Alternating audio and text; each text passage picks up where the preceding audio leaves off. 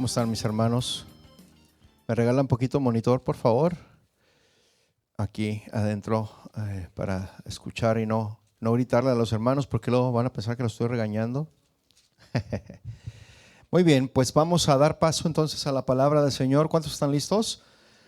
Hoy le traigo un tema, mis hermanos, un tema que le he titulado Matar, Robar y Destruir.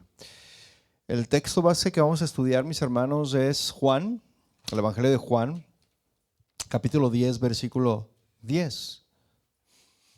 Mire, el objetivo de este mensaje que le traigo hoy a usted, mi hermano, es que nosotros como iglesia aprendamos a discernir las estrategias espirituales, mis hermanos, del enemigo. Tenemos que aprender a discernir esto.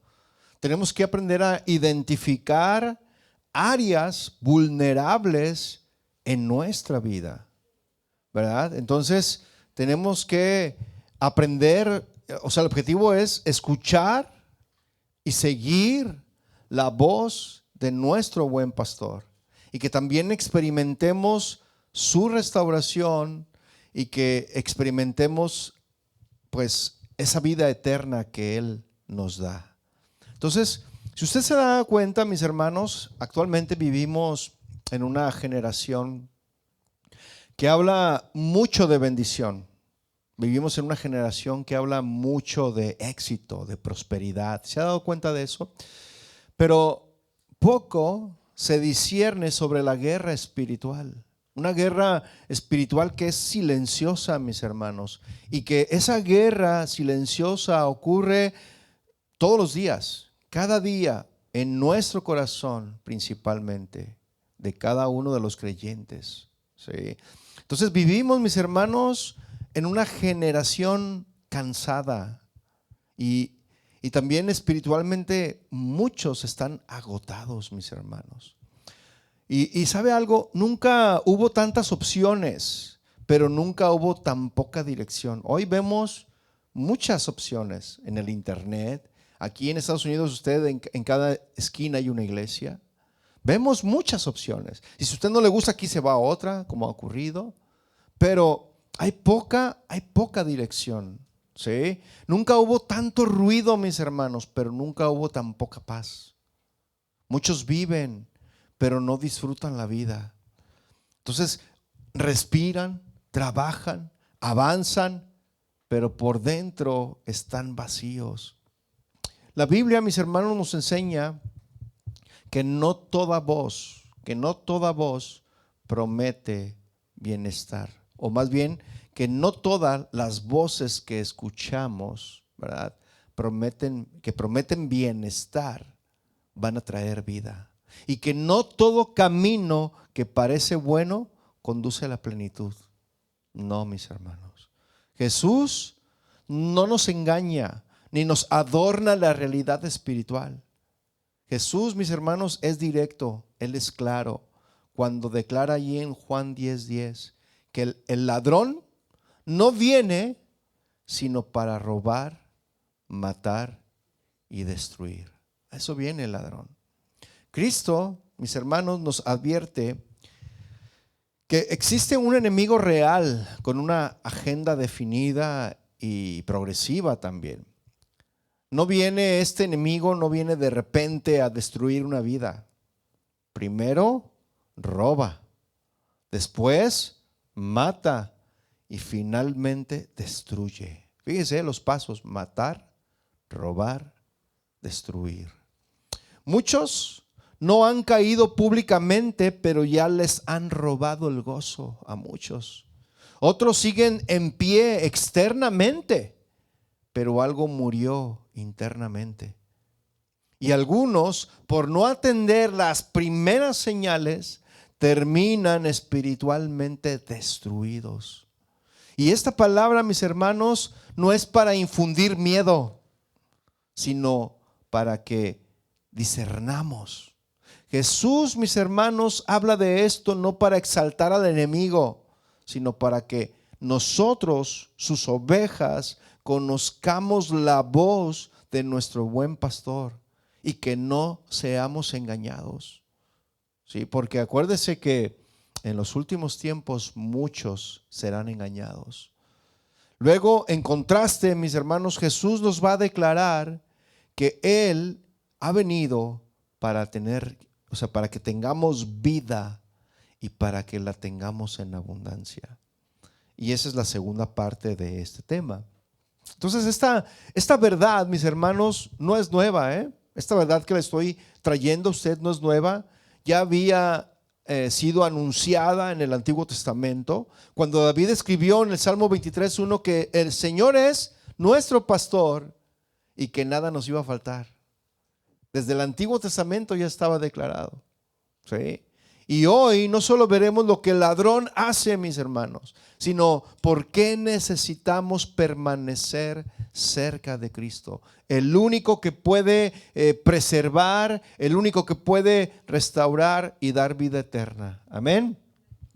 Así que, ¿está listo? En primer lugar, el ladrón viene ¿a qué? A robar, a matar. Si es matar, robar y destruir, bueno, es matar, ¿no? Dice Juan 10:10, dice que el enemigo, dice aquí, para ver el orden, ¿no? Primeramente, a ver si no lo puse al revés. El ladrón no viene sino para robar, hurtar, ¿sí? Entonces, el ladrón viene a robar. Sabemos que cuando Jesús habló sobre esta enseñanza, el contexto trataba sobre otro asunto. Eso tenemos que aclararlo para que no nos vayamos como muchos enseñamos, ¿no? La enseñanza nace desde Juan en el capítulo 9 con la sanidad de un ciego que era ciego de nacimiento y Jesús lo sanó. Jesús sana a este ciego ahí en los versículos 1 al 7 de Juan 9. Y los fariseos reaccionaron con dureza, mis hermanos, cuando vieron ese milagro. Reaccionaron con legalismo y aparte eran orgullosos. ¿Y qué fue lo que hicieron? Expulsaron a este hombre, al ciego, al que era ciego, lo expulsaron de la sinagoga. Porque les estaba enseñando, ¿acaso tú vienes a enseñarnos? ¿Tú quieres enseñarnos a nosotros? Nosotros somos los maestros. Eran orgullosos. Y este hombre dijo, no, yo no sé si es o no lo que es, pero yo sé que este hombre me sanó. Y les estaba dando una cátedra a este hombre ex ciego. Fíjense, ¿sí? Entonces, el contexto, mis hermanos, de este versículo que estamos tomando como base, los líderes religiosos, o sea, el contexto es este, que los líderes religiosos que debían cuidar al pueblo, rechazan, oprimen y expulsan a una oveja herida. ¿Usted se ha enfrentado con situaciones así? Que en lugar de ayudarle, restaurarle, los expulsan, les aplican la ley del hielo o les dicen, ¿sabe qué? Ya, no, tú no perteneces aquí. ¿Se ha topado con esas situaciones o no? Entonces Jesús lo que hace es declarar aquí en Juan 9:39. Le estoy dando el contexto para que lo entienda un poco. En Juan 9:39 dice lo siguiente. Dijo Jesús, para juicio he venido yo a este mundo, para que los que no ven, vean, y los que vean y los que ven sean cegados. Y sin cambiar de escenario, mis hermanos, comienza el Señor Jesús con el discurso del buen pastor, allí en Juan capítulo 10, versículo 1. Vaya ahí, por favor, para leerlo juntos. Dice Juan 10:1.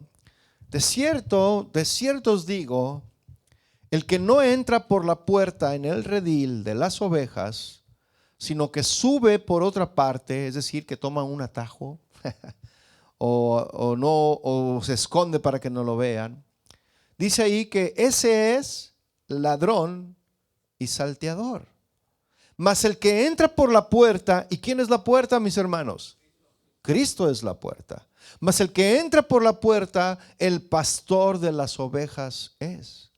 A este abre el portero y las ovejas, ¿qué hacen? Oyen su voz.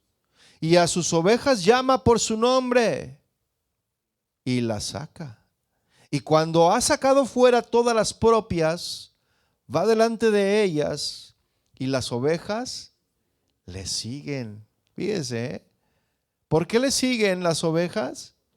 Porque conocen su voz. Mas al extraño no seguirán, sino huirán de él, porque no conocen la voz de los extraños. Escuche esto, Esta alegoría les dijo Jesús, pero ellos no entendieron qué era lo que les decía. Jesús, mis hermanos, está usando una imagen que todos entendían en ese momento, en ese lugar. Todos entendían esa imagen. ¿Cuál era esa imagen? La del redil. Y el redil, mis hermanos, simboliza al pueblo de Dios, ¿sí? Las ovejas simboliza el pueblo de Dios que ha creído. Porque ¿cuántos saben que hay unos que creen y otros que no creen? Y los que han creído oyen su voz, la siguen y la obedecen, ¿sí? Y luego también usa una imagen del pastor verdadero. Es decir, que hay pastores que no son verdaderos. Y este pastor verdadero, ¿quién es? ¿Quién es nuestro pastor, mis hermanos? Cristo. Él es nuestro pastor y nada nos faltará. Y el extraño, mis hermanos, simboliza a aquellos líderes, ¿verdad? Aquellos líderes que no vienen de parte de Dios, que hay muchos. Entonces, cuando Jesús hace referencia en Juan 10:10, en el texto que estábamos leyendo, que el que no entra por la puerta, ese es ladrón y salteador, Jesús no está hablando primero del diablo.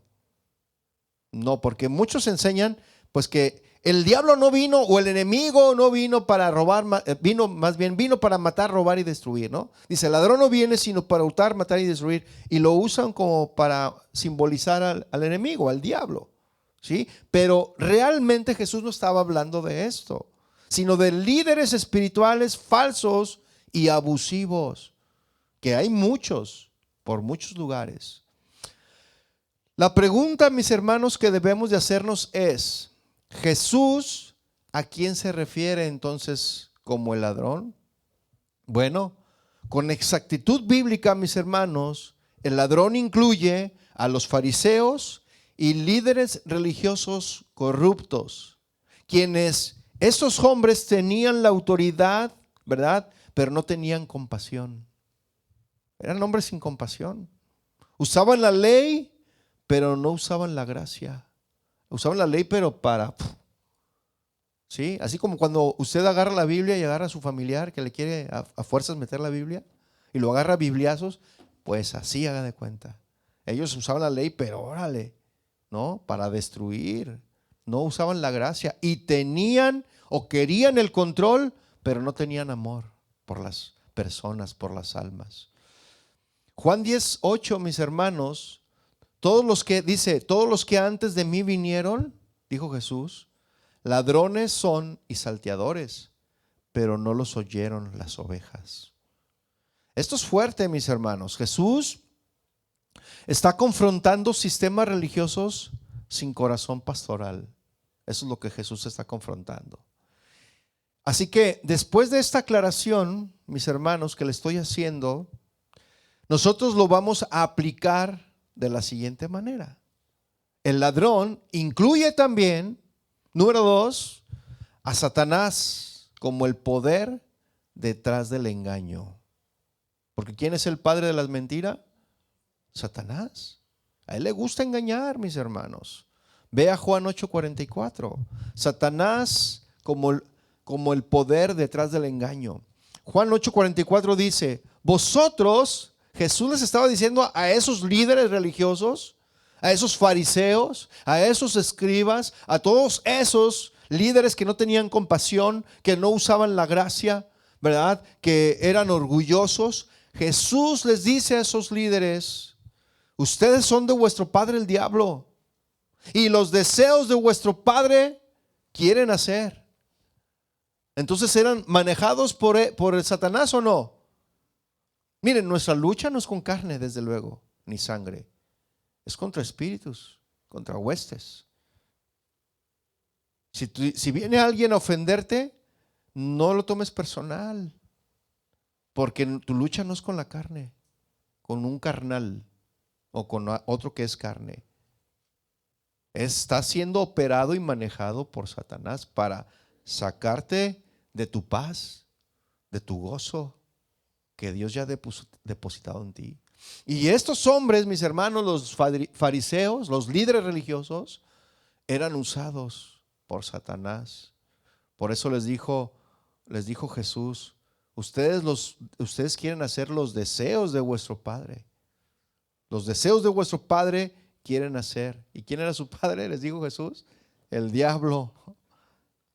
Entonces les dice Jesús: el diablo ha sido homicida desde el principio.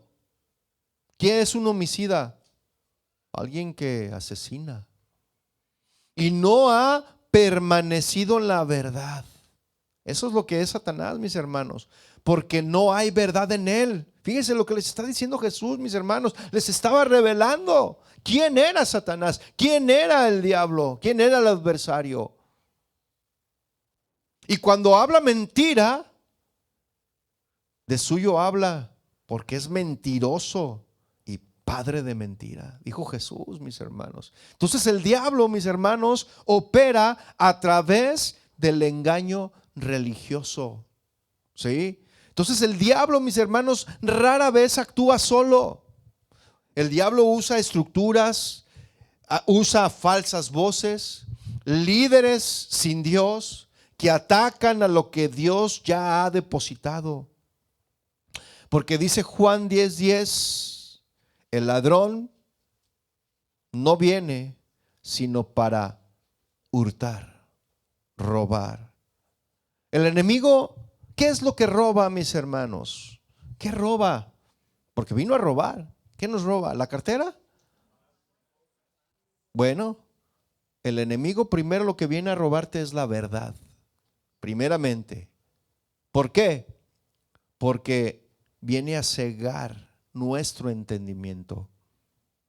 Segunda de Corintios, capítulo 4, versículo 4, ahí va a aparecer en su pantalla. Dice 2 Corintios 4:4, en los cuales el Dios de este siglo, ¿quién es el Dios de este siglo? Satanás, no porque tenga autoridad legítima, mis hermanos, sino porque influye en el sistema caído de este mundo. Por eso se le conoce como el Dios de este siglo. ¿Sí?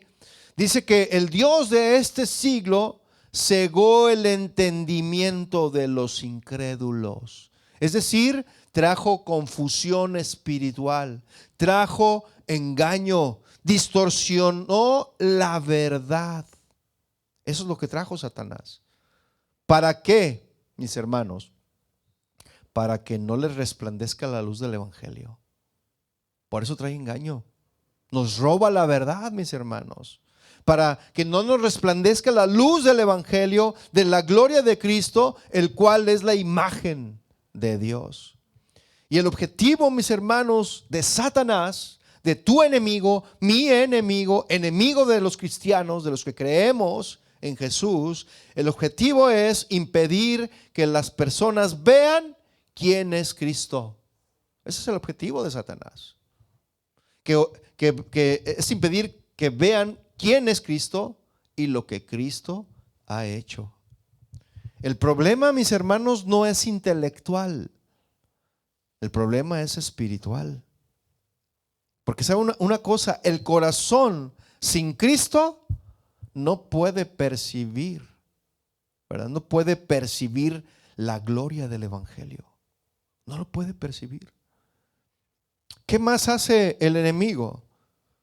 También distorsiona, mis hermanos, el carácter de Dios. Mire, vea Génesis 3, si no yo se lo pongo ahí en la pantalla.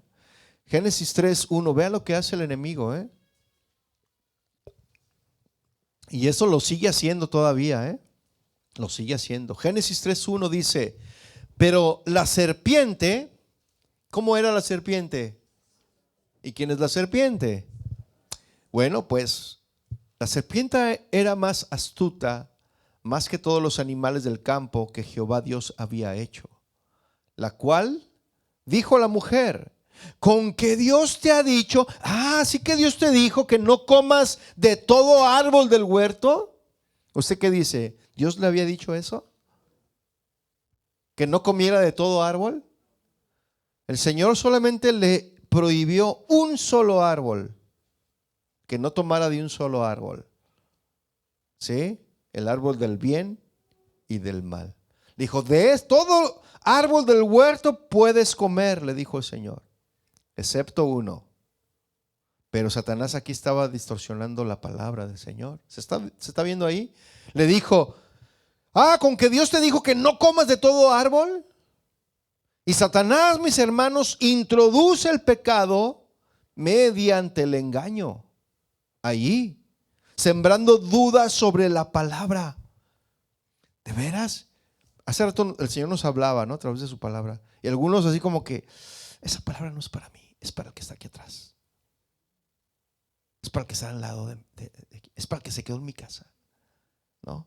Ojalá hubiera venido aquí mi suegra para que esa palabra, ¿no? Pero la palabra es para nosotros, mis hermanos. Pero el enemigo viene a través del engaño, sembrando duda sobre la palabra y sobre el carácter de Dios.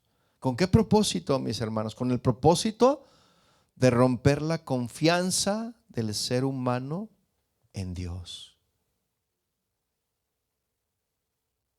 Mire, la estrategia clave es, no niega a Dios de inmediato, no lo niega, distorsiona su palabra. El primer ataque no fue al comportamiento, mis hermanos, sino a la confianza en Dios. Y todo pecado, mis hermanos, comienza cuando se pone en duda lo que Dios ha dicho. Allí comienza todo pecado. Por ejemplo, una persona comienza a pensar, pensamientos así, es que Dios me ama. Sí, yo sé que Dios me ama, pero ya no como antes. Es que ya no lo siento. Es que antes yo me acuerdo que sentía su presencia, pero yo como que ya no me habla, ya no me ama tanto como antes. O algunos dicen, Dios perdona, pero esto que yo hice, yo creo que no tiene perdón. Es que yo sé que Dios perdona porque dice su palabra que Él es Dios perdonador, tardo para la ira, pronto en misericordia. Pero esto que yo hice, yo creo que eso no lo va a perdonar. Es que yo mataba a las viejitas, o yo mochaba las orejas. De verdad, mis hermanos, estoy exagerando, ¿no? Los ejemplos, pero hay otros casos de personas que verdaderamente creen que Dios no puede perdonar ese pecado. Y se lo creen porque Satanás les siembra esa duda. Y ¿sabe algo? Esa persona no dejó de creer en Dios.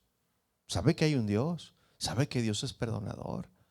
No dejó de creer en Dios, pero le robaron la verdad. El enemigo viene a robar, mis hermanos, la verdad. También el enemigo viene, mis hermanos, a robar la identidad. ¿Por qué, mis hermanos?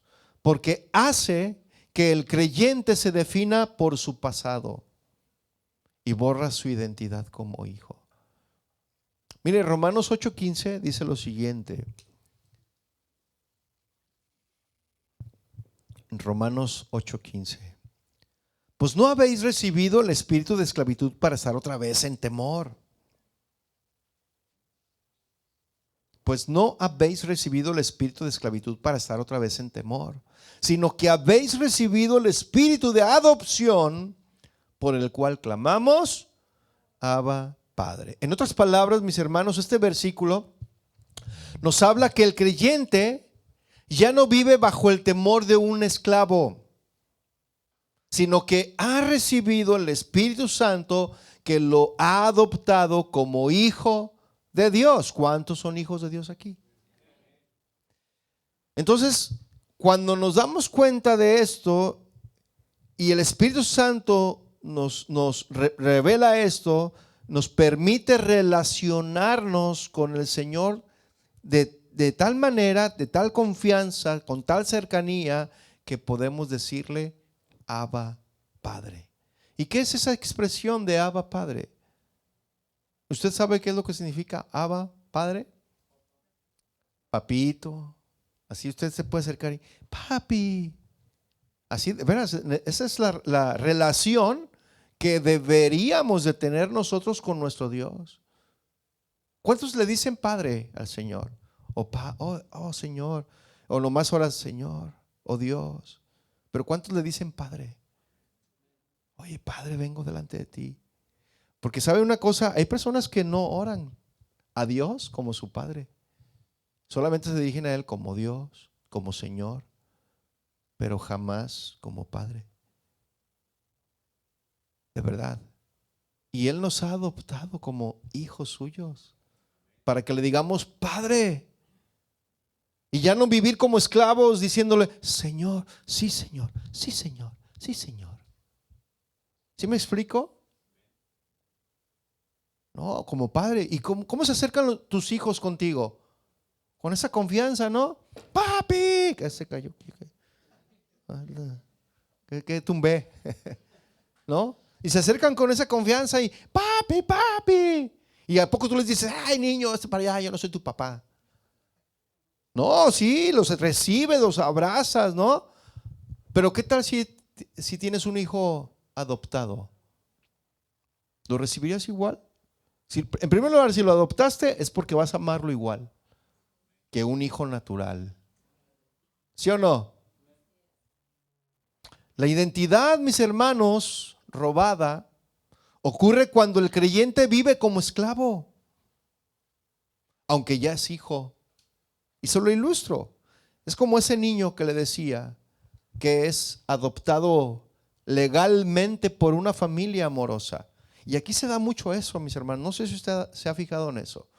Aquí se da mucho que a los niños que sus padres o sus familias son, ¿cómo se dice esa palabra? Cuando son familias pues que tienen problemas las familias, disfuncional, gracias.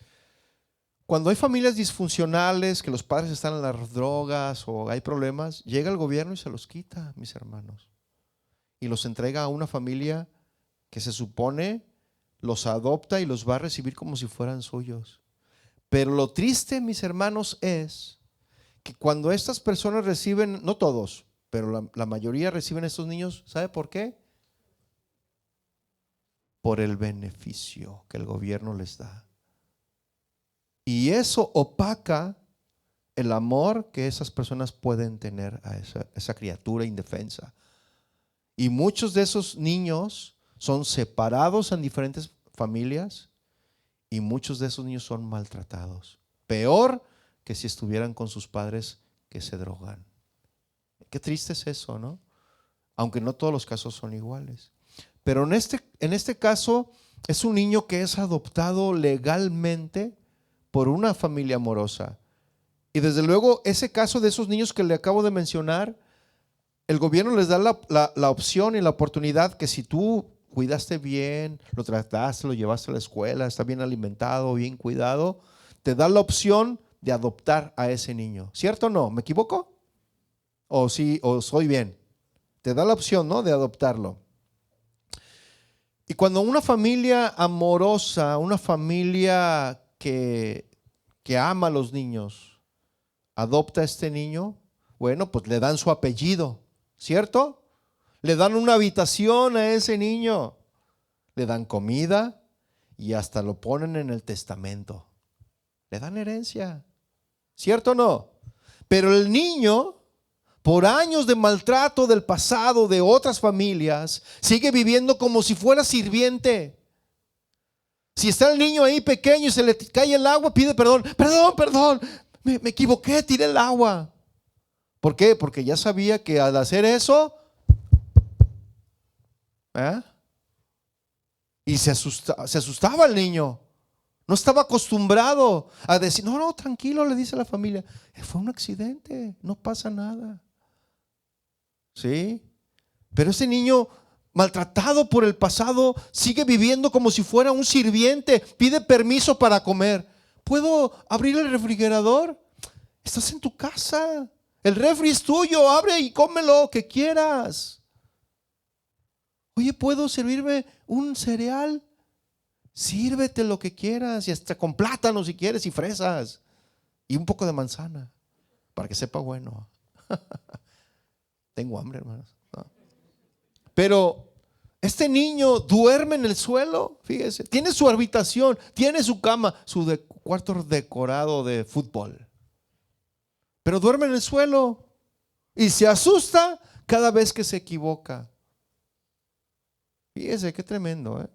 Un día el padre que lo adoptó le dice: hijo, no te adopté para que estés viviendo con miedo, sino para que vivas conmigo con toda confianza. El problema no era la adopción. El problema era que el niño no había cambiado su identidad. Seguía viviendo del pasado. Y así viven muchos creyentes, mis hermanos. Están en la casa del Padre, pero viven con temor, viven con culpa y esfuerzo, como esclavos. Viven como esclavos, aunque ya son hijos. El enemigo no puede quitar la adopción, pero sí puede robar la conciencia de pertenencia, de filiación. El enemigo no puede cambiar lo que Dios decretó, mis hermanos, pero intentará cambiar cómo el creyente se percibe. Eso sí lo hace el enemigo. Y el resultado visible a esto, mis hermanos, es un hijo que vive con miedo en vez de confianza. Un hijo que vive con culpa en vez de gracia. Un hijo con obediencia forzada en vez de obediencia por amor. Creyentes que dicen: es que yo siempre he sido así y así seguiré, nunca cambiaré. ¿A quién le importa? Y luego canta esa canción, ¿eh? Lo que yo haga. ¿Sí? Usan frases también como: es que Dios usa a otros y no me usa a mí. ¿Ha escuchado esas frases? El enemigo, mi hermano, mi hermana, no te quita el título de hijo. Porque ¿cuántos hijos son aquí? No te quita el título de hijo. Te roba la conciencia de que eres hijo. No es que dejaste de ser hijo, dejaste de vivir como hijo de Dios. Y Jesús, mis hermanos, no vino a producir esclavos religiosos.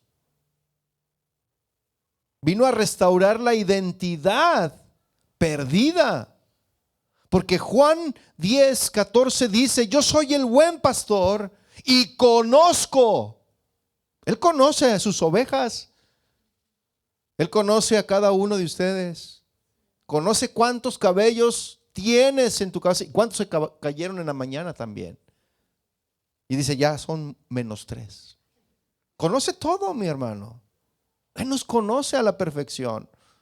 Entonces, cuando se recupera la identidad, se recupera la identidad, se recupera la seguridad y se recupera la autoridad espiritual. Por eso muchos cristianos van caminando derrotados. No sucede nada en sus vidas porque saben que son hijos, pero viven como esclavos. ¿Cuántos? Bueno, no, mejor no. Pero tenemos que vivir, mis hermanos, con fe, con convicción de que somos hijos de Dios. Mira, una vez, pues yo me lo creí, dije: bueno, yo soy hijo. Yo soy hijo del rey. No así, no, tampoco se vaya al extremo. Pero yo dije: no, es verdad. O sea, si somos hijos, pues las señales dice que nos seguirán.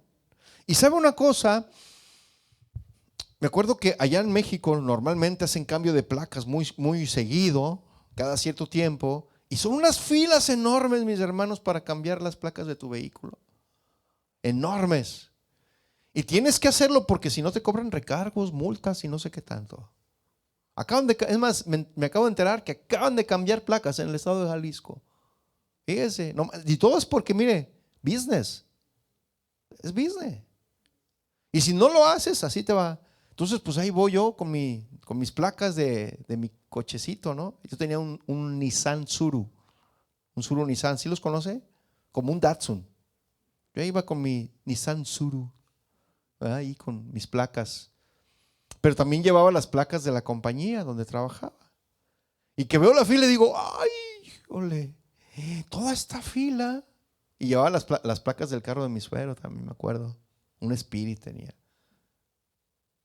Y yo llevaba varias y dije, no, pues yo las cambio y todo. Pero cuando vi la fila y todo, dije, híjole, pues ¿cuánto voy a tardar aquí? Pero dije, no, pero yo creo que el Señor me puede ayudar. O sea, yo no me derroté y me fui. Dije, no, luego vengo, ¿no? Dije, no, de alguna manera aquí. Entonces de repente que se asoma una de las de ahí de la oficina. ¿Alguien de aquí trae una flotilla de automóviles para pasarlo? Y yo luego levanté la mano. Yo. Y no eras, pues no, las flotillas son de compañías, ¿no? Como Amazon, la Bimbo, que tienen sus vehículos para repartir y son flotillas. Pero yo dije, ¿yo? ¿Ah? Señor. Pásele. Y ahí llegué y todo me senté y empezó a ver las placas. Oh, ok, tiene esos vehículos, sí. ¿De qué compañía viene? No, pues vengo de Jabil. ¿Y cuál es esa compañía? Mire, ¿sí sabe con la que está? Sí, sí. Ok, sí, ya sé cuál es. Pero traía 3 placas nomás. ¿Y sabe qué? Toda la fila estaba allá. Y en menos de una hora salí con mis placas nuevas. Es que tenemos que creer, mis hermanos. Caminar creyendo que somos hijos de Dios. No, yo soy el hijo del rey. No. Porque hay unos que se van al extremo. Pero somos hijos de Dios, mis hermanos. ¿Sí me explico? Y el Señor, desde luego, si tú crees, Él va a respaldar la fe que tú tienes en Él. Entonces, el enemigo roba la identidad para gobernar con miedo. Y Cristo va a restaurar la identidad para gobernar con amor. Amén. ¿Qué más roba el enemigo, mis hermanos? El enemigo roba el gozo y la paz. Por ejemplo, David clamó al Señor lo siguiente en el Salmo 51:12. David dijo, vuélveme el gozo de tu salvación y espíritu noble me sustente. David, mis hermanos, lo que estaba pidiendo es que Dios le devuelva el gozo de la salvación que había perdido a causa del pecado. No la salvación misma, mis hermanos, sino el gozo de la salvación. La relación con Dios seguía existiendo porque clamó a Él, ¿cierto o no? Pero el gozo, mis hermanos, la paz y la vitalidad espiritual se habían apagado.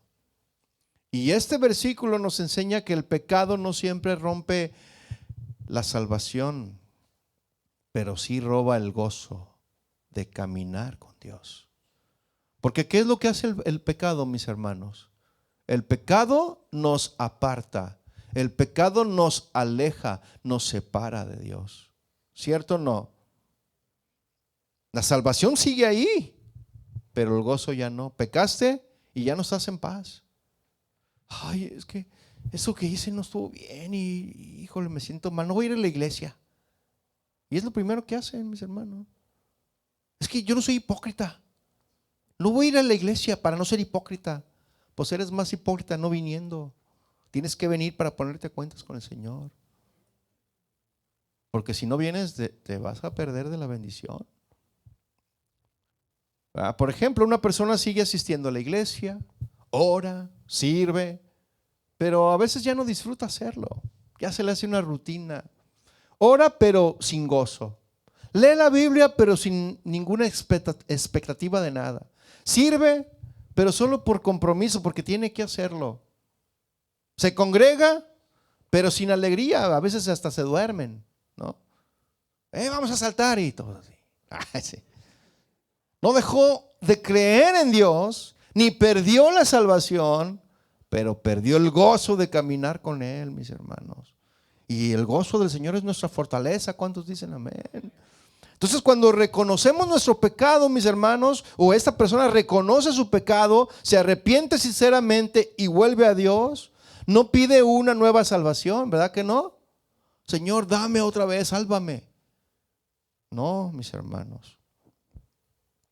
Pide lo mismo que David pidió. ¿Qué pidió David? Vuélveme el gozo de tu salvación.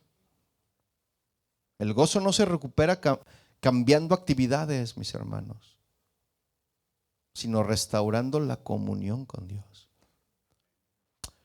En segundo lugar, mis hermanos, no voy a alcanzar, tampoco ya van a ser las 5. En segundo lugar, el ladrón viene ¿a qué? A matar. Además que yo le puse matar, robar y destruir como título. Pero el segundo lugar es matar. Roba, mata y destruye. El ladrón viene a matar. ¿Qué mata, mis hermanos? Es decir, viene a apagar lo que aún respira espiritualmente. Mata, mis hermanos, el ladrón mata la sensibilidad espiritual. Hay muchos que pierden la sensibilidad en su espíritu. Dice Tito 1:15, todas las cosas son puras para los puros, mas para los corrompidos e incrédulos nada les es puro, pues hasta su muerte y su conciencia están corrompidas. Primera de Timoteo 4:2 también lo dice acerca de que pierden su sensibilidad espiritual.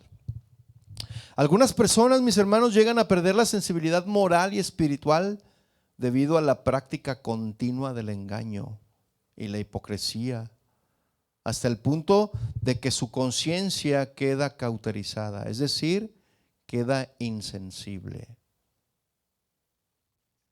¿Cómo es esto?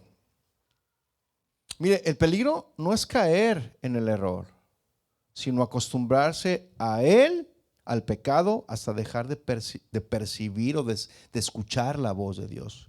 Por ejemplo, una persona sabe que ciertas conductas no agradan a Dios. Usted piense, ¿qué conducta no le agrada a Dios que usted hace? Al inicio su conciencia se inquieta, se siente incómoda esta persona, el espíritu le redarguye, le corrige y hay una lucha interna, pero decide ignorarlo y continuar. Y con el tiempo deja de orar esa persona, ya no ora por eso, ya no le molesta, lo justifica y dice, es que ese asunto no es tan grave. Lo que antes le dolía pecar, ya no le duele.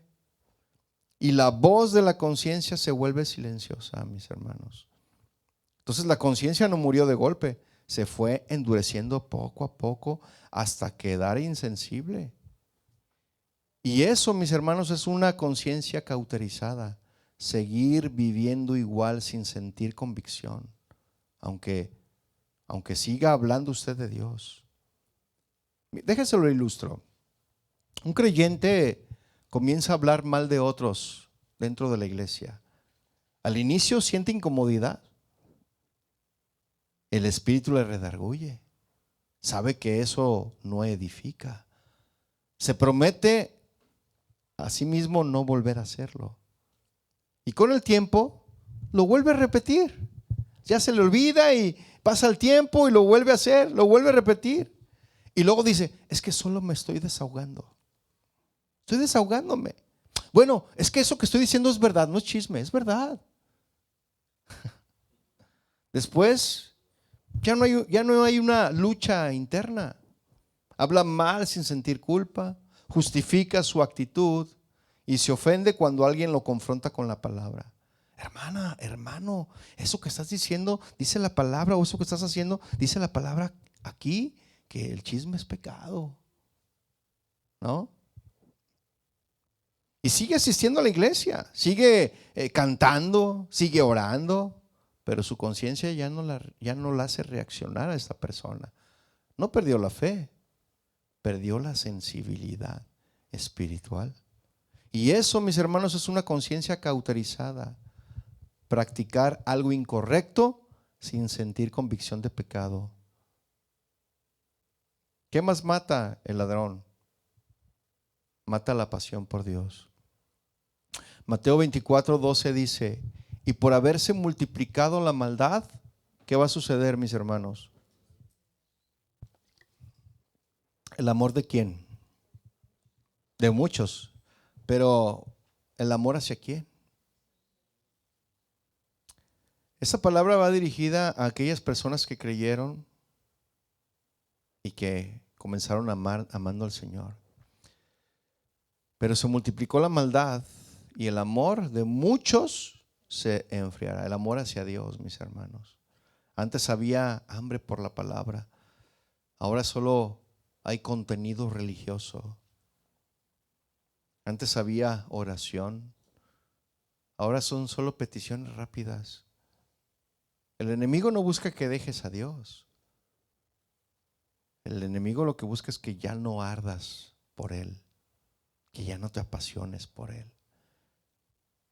Es como una fogata, mis hermanos. Una fogata se enciende con mucho cuidado, hasta cuesta trabajo encenderla, ¿sí o no, mis hermanos? ¿Usted le ha costado trabajo cuando quiere hacer carne? Bueno, ya hoy en día venden los carbones, así que ¿sabe qué será eso? Que nomás le prendes el cerillo y se acaba bien rápido. Pero un carbón de verdad, si usted quiere encenderlo, ahí a veces algunos hasta le batallan, ¿cierto o no? Y algunos no quieren batallar, le echan el liquidito y todo eso, pero encender un carbón cuesta, ¿sí o no? Cuesta. Entonces, cuando se enciende con mucho cuidado al principio, la llama es fuerte, ¿sí o no? Y dicen, no, hay que esperarnos porque si ponemos la carne ahorita, algunos dicen se arrebata, se achicharra, se quema. ¿Ah? Tienen que esperar a que baje porque una vez que encendió el carbón está pero al rojo vivo, ¿sí o no? La llama es fuerte y es cálida, pero con el paso del tiempo de esa llama, pues si usted deja de alimentar ese fuego, esa fogata, ¿qué va a pasar?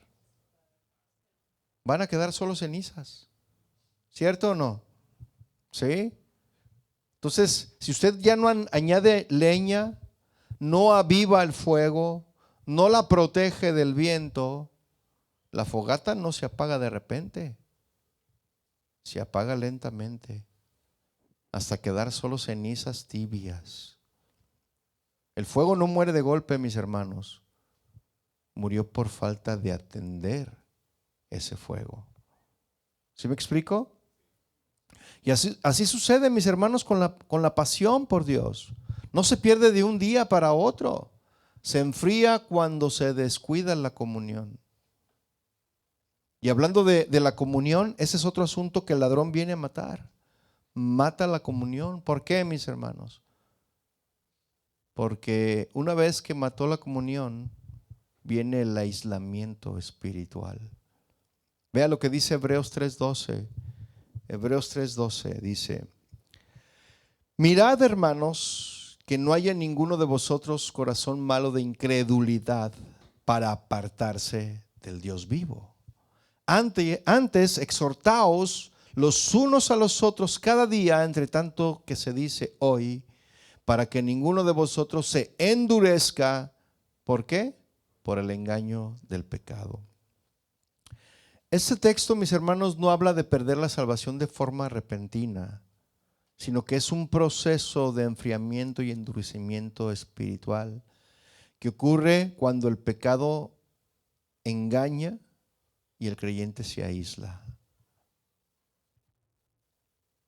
Mire, hermano, el mayor peligro no es el pecado visible, sino el corazón endurecido que ya no escucha a Dios. Y le doy un ejemplo. Un creyente atraviesa una decepción fuerte, porque hay creyentes que de repente tenemos alguna situación, ¿no?, en nuestras vidas. Hay creyentes que atraviesan decepciones fuertes. A veces hay oraciones que no son contestadas. Una herida que alguien le hizo en la iglesia, o un problema que dejó que se prolongara. Al inicio esta persona pues ora, busca el consejo, pero después empieza a aislarse. Después falta a la congregación, después evita la comunión y por último ya no quiere ser exhortado. Esta persona ya no quiere ser exhortada. Con el tiempo sigue creyendo en Dios, pero ya no confía en Dios, ya no ora con fe. Mire, ¿cuándo fue que estábamos hablando? Ayer creo, que hay judíos que se endurecieron por lo que les sucedió en el holocausto. Y cuando les preguntaban si ellos creían en Dios, algo así, ¿no? Que si les creían en Dios, estos judíos decían, no, o sea, ¿cuál Dios? Dios no existe. Y eran judíos, pero estaban endurecidos por lo que les había acontecido. Entonces, esos judíos no dejaron la fe de golpe, o las personas cristianas creyentes no dejan la fe en golpe, sino que su corazón se va endureciendo poco a poco. Y usan frases como estas: yo ya no necesito congregarme tanto, yo ya no necesito ir a la iglesia, yo puedo solo. Y sabe una cosa, la oveja aislada, ¿qué le va a suceder? Es más fácil de atacar una oveja aislada, ¿cierto o no? Así es. Y bueno, por falta del tiempo, voy a dejar aquí esta parte. La segunda parte la voy a dar la próxima semana junto con la parte B, ¿verdad? Que es la parte de Juan 10:10. Pero también el enemigo, el ladrón, viene a destruir, mis hermanos. Y cuando parece que no puede haber algo peor que esto de robar, matar, ¿verdad? El enemigo llega para destruirnos, mis hermanos. Y así es cuando llega el colapso, mis hermanos, al diseño que Dios hizo. ¿Por qué? Porque el enemigo, el ladrón, viene a destruir testimonios. Y vamos a tocar ese tema de cómo Satanás destruye testimonios de gente que empezaron bien, pero que poco a poco fueron cambiando, fueron siendo transformados. La gente ya no creyó en ellos. Por ejemplo, Sansón es uno de ellos. Sansón era un hombre que fue llamado por Dios desde antes de nacer. Tenía un don extraordinario y un propósito claro, pero Sansón, mis hermanos, permitió pecados que no trató, que no entregó a Dios, tales como relaciones incorrectas. Era nazareo, alguien que estaba apartado o había sido declarado, o ¿cómo se dice? Dedicado, gracias. Había sido dedicado desde niño para servir a Dios. Y este hombre, Sansón, mis hermanos, permitió pecados no tratados, relaciones incorrectas con mujeres que no eran, que eran filisteas, que eran de otras naciones. Él tenía falta de dominio propio y desobediencia progresiva. Y el resultado, mis hermanos, no fue inmediato para Sansón, ya lo vimos, pero sí fue devastador para él. Perdió su fuerza, perdió su visión, le sacaron los ojos, perdió su libertad, perdió su testimonio público. Y Sansón no perdió su llamado, perdió la autoridad y el impacto de su testimonio, mis hermanos. El enemigo no necesitó quitarle el don, le bastó destruir su credibilidad. Por ejemplo, hay líderes cristianos que son fieles, que sirven a Dios y son respetados, ¿cierto o no? Pero comienzan a tolerar ciertas cosas, mis hermanos. Hay líderes que comienzan a tolerar la falta de integridad en lo secreto. Dan un doble discurso. Pecados pequeños no confesados. Externamente siguen ministrando, pero internamente su vida espiritual se debilita. ¿Cuántas veces hemos visto, mis hermanos, que líderes de alabanza caen porque cayeron en pecado? Y la gente ya no cree en ellos. Y peor aún, los pastores los respaldan. ¿Por qué? Porque no quiere que se le vaya su cantante. Entonces, cuando la situación sale a la luz, ¿sabe qué es lo que sucede, mis hermanos, con esto? Cuando el enemigo viene a destruir, Cuando sale a la luz esta situación, la iglesia se hiere, mis hermanos. Su influencia de este ministro se pierde y el nombre de Cristo es deshonrado. El problema no comenzó con el escándalo, comenzó con concesiones privadas. Entonces, no se pierde el llamado, mis hermanos, se destruye el testimonio. Y el enemigo destruye testimonios no quitándonos o no quitando los dones. Los dones son un regalo de Dios y lo puede seguir usando. Miren, nosotros conocimos a una profetisa y profetizaba bien y hablaba la palabra y podemos decir, y le atinaba. Pero ¿sabe una cosa? Esta mujer se desvió. Era lesbiana y abusaba de mujeres. El don ahí estaba y seguía ella profetizando. Ya la habían confrontado, ya le habían dicho lo que estaba mal, pero esta persona seguía. El don era irrevocable, pero su credibilidad estaba por los suelos. ¿Cuántos pastores, mis hermanos, que caen en adulterio, que se meten con la secretaria y pierden la credibilidad? ¿Con qué autoridad nos vamos a parar aquí enfrente a exponer la palabra y andamos mal? Y todo el mundo lo sabe. ¿Sí o no? ¿Saben? Hay juicio en todo eso. Y bueno, el ladrón viene para esto, ¿no? Para destruir familias también, mis hermanos. Viene para destruir familias y relaciones. Malaquías 2:16 dice lo siguiente: porque Jehová Dios de Israel ha dicho que él aborrece el repudio, y al que cubre de iniquidad su vestido, dijo Jehová de los ejércitos, guardaos pues en vuestro espíritu y no sean desleales. Este versículo, mis hermanos, nos habla de que Dios reprende el divorcio motivado por infidelidad, dureza de corazón e injusticia. ¿Por qué?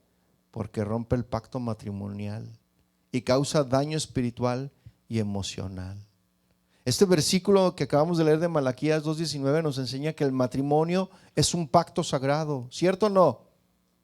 No es algo desechable, mis hermanos. El matrimonio no es algo desechable. Dios denuncia la violencia y el abandono que el divorcio injusto produce. Entonces el énfasis de este versículo, mis hermanos, no es solo legal, sino moral y espiritual. Dios defiende la fidelidad y el cuidado del pacto que se hizo, el pacto matrimonial. Dios está en contra, mis hermanos, de las divisiones, de la dureza, de la falta de perdón. Amén. Bueno, pues le vamos a dejar hasta aquí, mis hermanos, y le vamos a continuar con esta parte. ¿Qué le parece si oramos? Póngase de pie. Padre, te damos gracias a ti hoy, en esa tarde, por tu presencia. Gracias, Señor, por tu palabra. Sabemos que tenemos que aprender a conocerte a ti.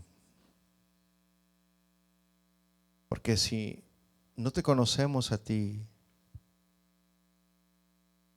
¿cómo vamos a aprender a conocer a nuestro enemigo? Esa es otra parte que necesitamos, Señor. Aprender a conocer a nuestro enemigo. Porque el enemigo viene a robar, a matar, viene a destruir.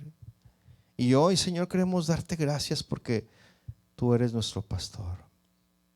Hoy queremos reconocer que hemos permitido que el enemigo robe, mate y destruya áreas de nuestra vida.